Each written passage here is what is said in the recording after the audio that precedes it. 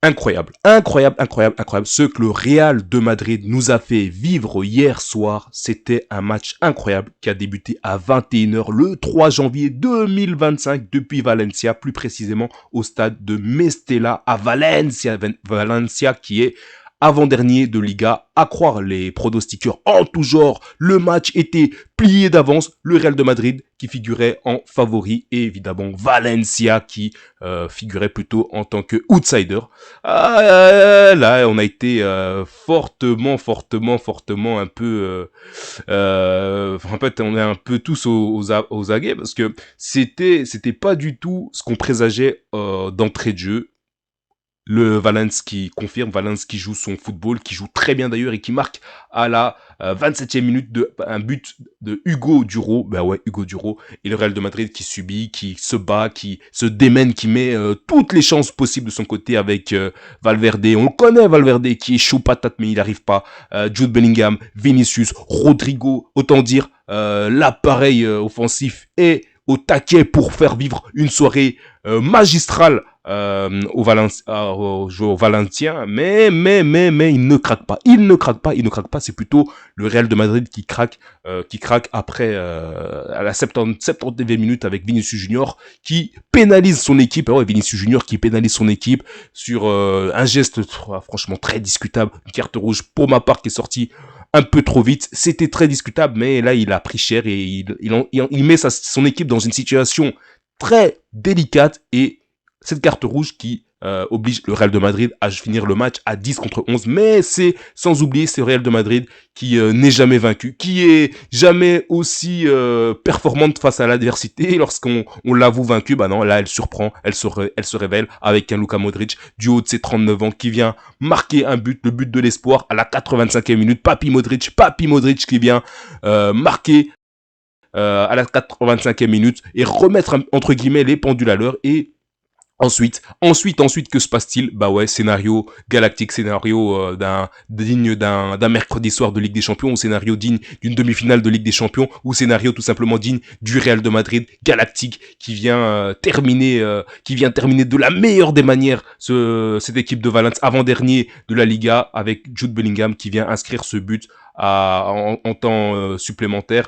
On a donné 9 minutes de temps additionnel et donc le Real de Madrid s'est réveillé, le Real de Madrid s'est révélé, le Real de Madrid est fort, le Real de Madrid est grand, le Real de Madrid est grandiose et c'est pas pour rien que cette équipe est galactique, c'est pas pour rien que c'est la plus grande équipe, le plus grand club du monde. Ce club est tout simplement incroyablement majestueux, incroyable scénario, soirée qu'il fallait surtout pas manquer et j'espère que vous aurez l'occasion de revoir ce match. En tout cas, quelle soirée le Real de Madrid. Franchement, le but annulé de Kylian Mbappé sur hors-jeu, ça fait mal parce que c'était un but.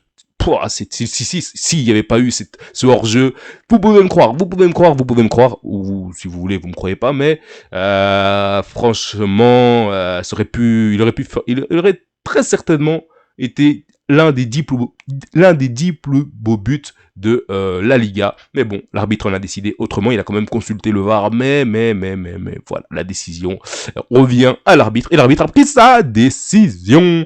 Et Jude Bellingham qui a raté ce penalty. Bah ouais, Jude Bellingham qui a raté ce penalty. Ça arrive même au meilleur. Mais, entre guillemets, il se rattrape bien dans le temps supplémentaire. Et il vient inscrire ce but, histoire de faire taire un peu plus les critiques. Et il met ce deuxième but qui permet au Real de Madrid de prendre l'avantage et de prendre la tête de la Liga. Attention, parce que là maintenant, ils ont un match d'avance contre le deuxième, l'Atlético de Madrid, qui est à 2 points en retard. Mais en cas de victoire de l'Atlético Madrid, l'Atlético de Simeone reviendrait à la première place. Donc le championnat n'est pas encore joué. Là maintenant, on a entre guillemets le schéma qui est en train d'un peu plus se dessiner. Mais attention, rien n'est encore joué. On avait pronostiqué un FC Barcelone vainqueur.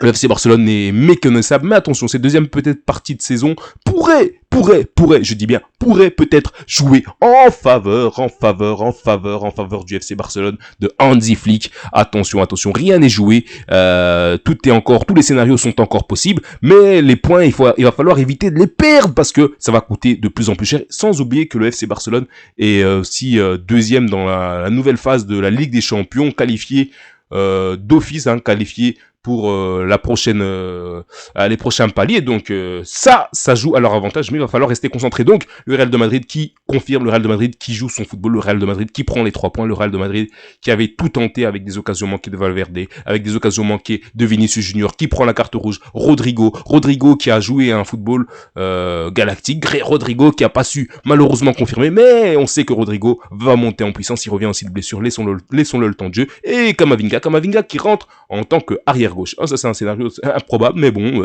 Camavinga c'est le genre de joueur qui sait jouer un peu partout, et il a la confiance de Carlo Ancelotti, et Carlo Ancelotti sait pourquoi il le fait jouer à ce poste-là, et Carlo Ancelotti lui finit par lui donner raison, et compte tenu du résultat final, tout ceci ne fait que confirmer les plans et la stratégie, la stratégia, comme on dit en Italie, de Don Carlo Ancelotti. Donc la saison n'est pas du tout, rien n'est encore joué, tout est encore possible. Donc restez connectés, restez branchés, et franchement, abonnez-vous en masse, abonnez-vous. Allez, ciao, et prenez bien soin de vous, et on se retrouve pour la Coupe d'Espagne. Ouais, Coupe d'Espagne. Donc, force à tout le monde, et dédicace à tout le monde, que la paix soit sur chacun d'entre vous, et on se retrouve pour la Coupe d'Espagne, on a un débrief.